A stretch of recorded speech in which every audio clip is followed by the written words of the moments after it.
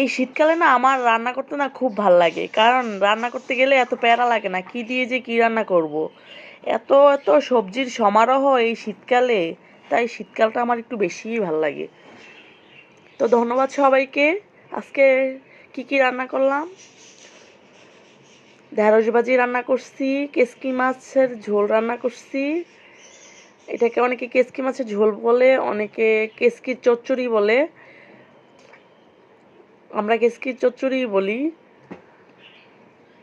তারপরে রান্না করছি ফুলকপি দিয়ে রুই মাছ। কে কে এই রান্নাগুলো খুব পছন্দ করেন অবশ্যই কমেন্ট বক্সে জানাবেন। আর এই ফুলকপির সিজনে যে ফুলকপি আমার কি যে প্রিয় বলে বোঝানো যাবে না। প্রত্যেক দিন তো ফুলকপি থাকেই রান্নায়। তো তারপরে সাথে আছে মুসুরির ডাল। মুসুরির ডাল ছাড়া তো আর সবজি তরকারি ঠিকমতো জমে না।